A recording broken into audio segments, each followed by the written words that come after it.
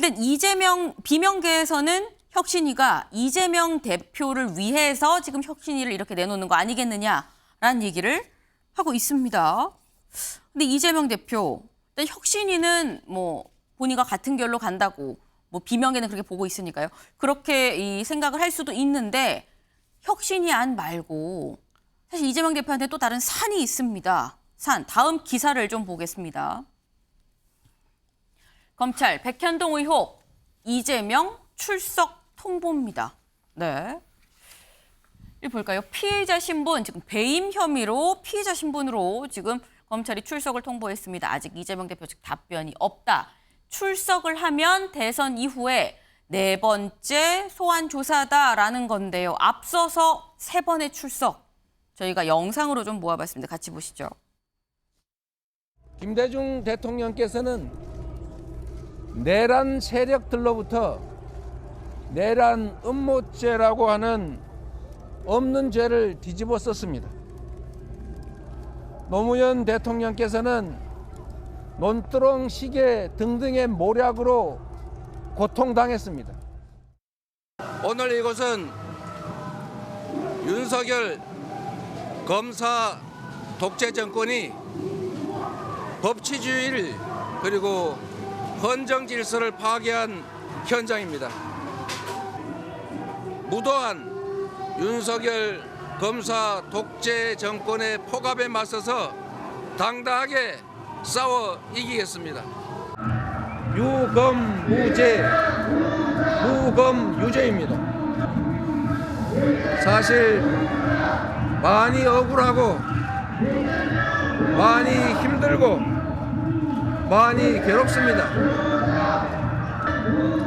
모두 제 업보로 알고 감수하겠습니다. 네, 이재명 대표. 지금 앞서서 세 번의 검찰 출석이 있었습니다. 대선 이후에 세 번의 출석. 영상으로 직접 보셨는데 이번에 네 번째 출석 아직 가타부타 이재명 대표 쪽에서는 답변이 없었다라고 하는데 최진영 변호사님. 항상 이재명 대표 검찰에 출석할 때 뭐 날짜, 시간, 검찰이랑 약간 신경전이 있었거든요. 이번에 어떻게 보십니까?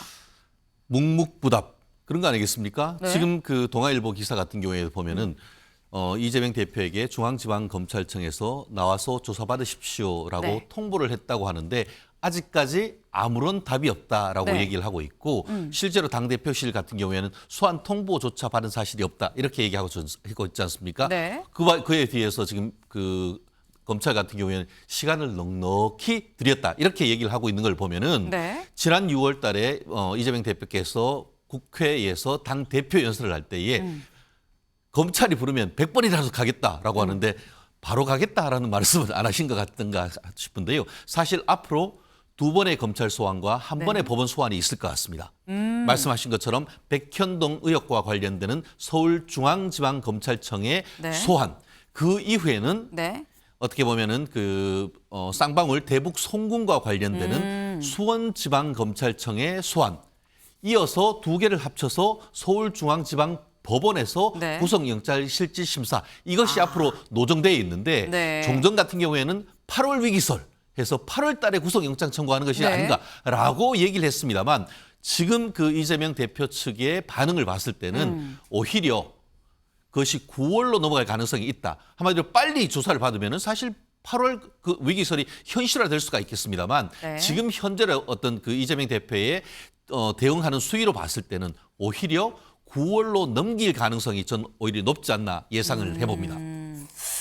9월에 아마도 영장이 청구되지 않겠느냐라는 말씀을 주셨는데 일단 지금 보면은요. 여길 좀 볼까요? 지금 현재 앞선 세 번의 검찰 조사를 뭘로 받았느냐. 1차 때는 성남FC 후원금 의혹으로 받았었죠. 그리고 두 번째, 세 번째는 대장동 의혹으로 받았었습니다. 이 두 사안 다 불구속 기소가 됐습니다. 그리고 재판이 현재 진행 중이죠. 그리고 이번에 부르는 건 백현동 특혜 의혹입니다. 백현동 특혜 의혹으로 이번에 네 번째 출석 통보. 네. 그렇다고 한다면 앞선 사례를 봤을 때 그리고 검찰의 통상적인 이 순서를 봤을 때 일단 소환 조사를 하고 그다음에 기소를 하고 결국 백현동도 기소가 될 것이다. 그런데 말씀처럼 지금 그러면 사전에 구속영장을 먼저 칠 것이냐, 기소를 어떻게 할 것이냐, 이 부분이 사실 관건이 될 수 있는데요. 기소 전에 구속영장을 청구하지 않겠느냐라는 얘기도 상당히 흘러나오죠. 관련해서 앞서 우리 최 변호사님 얘기처럼 9월 영장 청구 가능성을 전망하는 사람이 있습니다. 목소리 들어보고 오시죠. 9월 가능성이 훨씬 높아 보이고요. 만약에 이거는 8월에 들어온다면 시간적으로 이제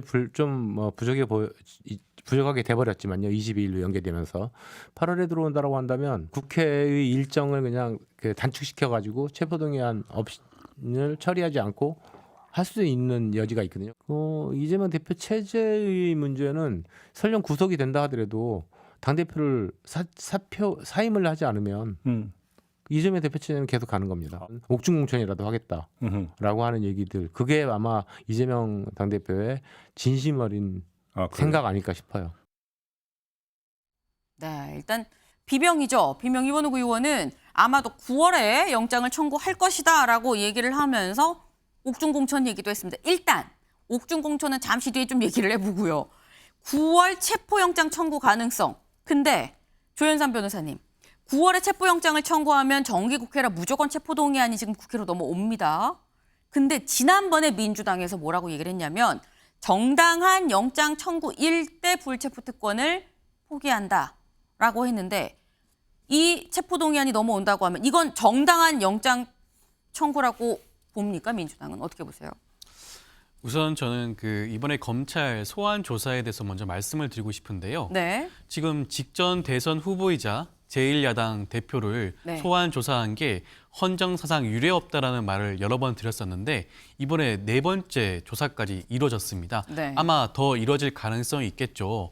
9월에 구속영장을 청구를 한다는 그런 주장은 아마 여러분들이 바라시는 분들이 계시는 것 같아요. 9월 달에 청구했으면 좋겠다. 지금 이원욱 의원님 같은 경우에는 네. 9월 달에 구속돼도 이런 말까지 하시는데 네. 글쎄요. 그걸 바라시는 건지 잘 모르겠는데 체포영장 물론 할 것 같습니다. 그렇지 않으면 검찰에 지금 존재 이유가 없죠. 이렇게까지 수차례에 걸쳐서 소환 조사를 했는데 체포영장 청구를 못한다? 그거 자체가 말이 안 되겠죠. 그렇다고 한다면 그 청구서 내용을 보고 민주당 의원들은 판단을 해야 될 겁니다. 정당한지 그렇지 않은지 그 청구서의 모든 내용이 담겨 있겠죠. 네. 물론 한동훈 법무장관은 굉장히 국회에서 일성을 또 토하시겠지만 그런 것들 감안하더라도 그 내용 자체가 중요하지 않을까 싶습니다. 일단 영장 청구 내용을 보고 이게 정당한지 안 한지를 판단하지 않겠느냐라고 말씀을 하셨는데 그럼 요거 짧게 조 변호사님. 사실 정당한 영장 청구 일대 불체포 특권을 포기한다라고 당에서 결정을 하기 전에 이재명 대표는 저는 불체포 특권을 포기하겠다라고 먼저 얘기를 한 부분이 있거든요. 하지만 당의 규정이 정당한 영장 청구 일대 포기한다고 했기 때문에 정당한 영장 청구가 아니라는 판단이 들면 이재명 대표도 이 불체포 특권을 포기하지 않을 수 있다는 말씀이신 건가요? 글쎄요. 이재명 당 대표가 어떠한 결정을 내리실지는 네. 지금 현재로서는 알 수는 없지만 어찌됐건 당론으로 확정된 건 아니지 않습니까? 그 체포 동의안이 왔을 때 거기에 대해서 동의를 한다. 네. 이런 식으로 정해진 건 아니기 때문에 개별적으로 국회의원들이 그 정당성 여부를 판단을 하고 투표를 해야 되지 않을까 싶습니다. 네. 일단은 정당한지 안 한지가 만약에 체포영장이 온다고 하면 그때 가서 아마 좀 영장을 보고 얘기를 하지 않겠느냐라는 말씀을 하셨는데 이원욱 의원이 한 얘기가 하나 더 있죠. 옥중공천 얘기를 했습니다. 옥중공천을 하는 게 아마 본인의 진심이지 않겠느냐라는 얘기를 했는데요. 네. 옥중공천 얘기. 사실 이게 구속이 되면 이 체포 영장이 결국 통과가 되고 그래서 구속이 되면 그 뒤에 벌어질 얘기긴 합니다. 네. 그 뒤에 벌어질 얘기인데 요건 제가 한번 OX로 여쭤보겠습니다. 이재명 대표 만약에 구속이 된다면 옥중 공천 할 것이다. 하나 둘 셋.